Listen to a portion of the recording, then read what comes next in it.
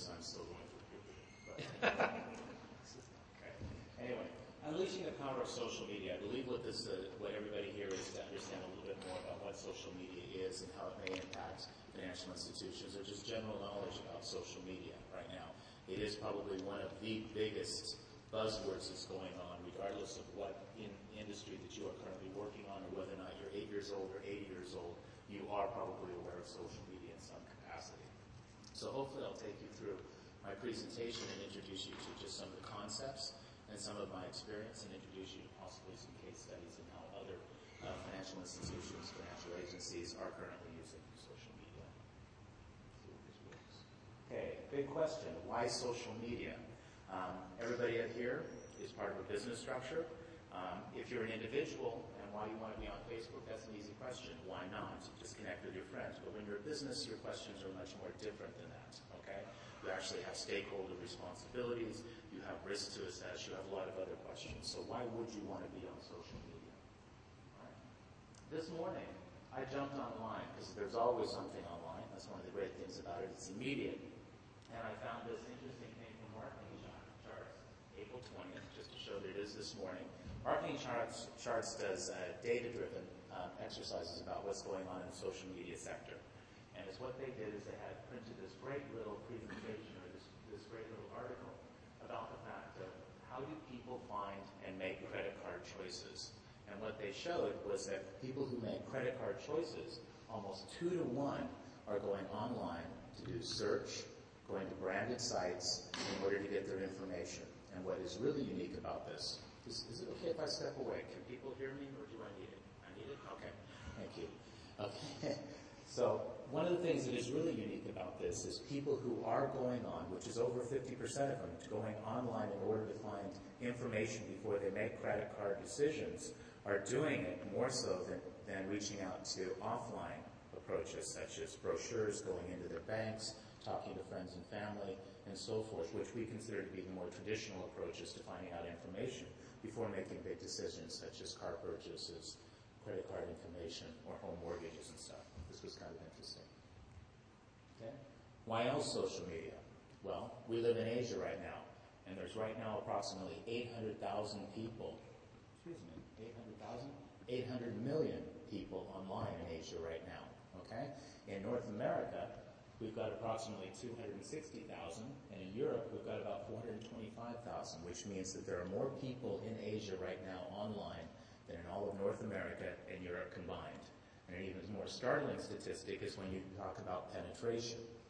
Right now, we've got 76% of penetration in North America. Over half the people in Europe are online, but only about 20% of the population of Asia right now is online, and it's already at 800 million and growing. It is a staggering proportion and a great opportunity. Okay. Another reason, we're going to talk about brand choices. How do we all make brand choices? How do we pick the phone that we're using? Where do we go to do restaurants? What credit cards do we shop? Well, the first place we usually turn is to friends and family, and we always should. Hopefully friends and family will always stay number one on the people that we trust the most. But what we do find now is that the second place that we go for brand decisions is our friends online, even more so than television, even more so than newspapers, even more so than magazines, even more so than radio. Right now, the number 2 place to go for brand information about making choices about what to buy, what to purchase, where to go on holiday is coming from people online that you may never have met before, but for some reason you trust them more than anything else. So who knows?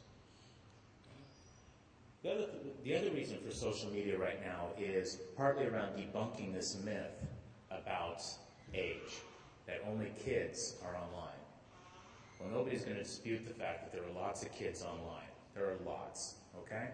But there's a lot of us older people online, too, who are pretty smart, and we got a bit of money, and those are the people that we like, all right? If you look here at Hong Kong and Singapore, these last two, I don't know how clear this picture is for you, but maybe this will definitely be made available. But as what you can see is the 2 shades of blue and the various shades of orange all break down into different age brackets. And the orangish one there on Hong Kong and Singapore represents 35 to 44, which is generally a sweet spot for most people who are in the marketing target. And for Hong Kong, where I'm from, and Singapore, where we're all at right now, age group online than there are teenagers and 20-somethings, which makes that very powerful and very important. What is different about this is it's quality versus quantity. Okay? What we know is teenagers and 20-somethings tend to spend a lot of time online doing lots of what us older people might consider somewhat frivolous and pointless and not really sure why they do it, but that's okay. They can, right? They're young. They got lots of extra time. They're going to live forever. But what we do know is the older and more mature shopper is going out there and doing serious research, doing market research, finding out what it is they want, and finding out and sharing these things with their friends and their family. They may not share it with 1,000 of their closest friends, but they're going to share it with their 4, 5, or 10 of their closest friends. And those people, based on that information, because they're both their friends, number one brand choice, and they're their friends online, number two brand choice, are much more likely to follow their lead in whatever decision they make, which is very powerful. There we go. All right. Asia. We all live in Asia, and we all know that it's not a level playing ground. Okay, a lot of the information we get is from North America and Europe, in which things are a little bit more even. And it gives a false sense of understanding about how easy it is to go into social media.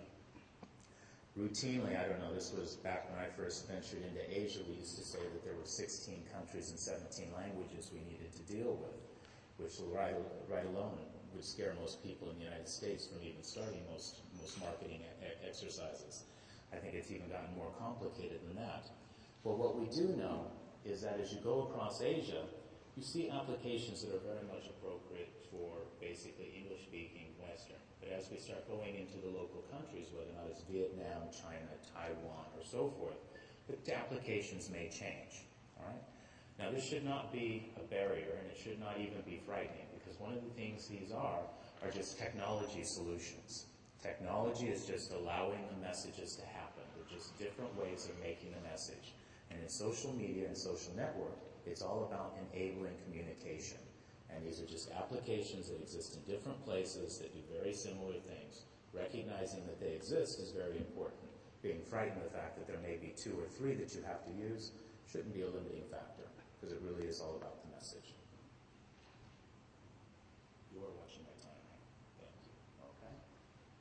9532. Okay. This is something that nobody here should probably really know, because this is something that my company has come up with.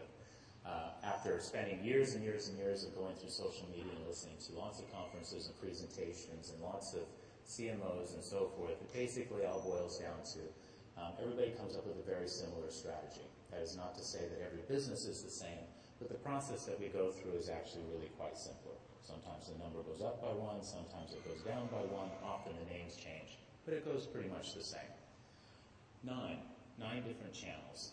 Okay, we use videos, blogs, forums, microbloggings, vertical sites, articles online, lots of different things. We all have smartphones, so we all have iPhone applications.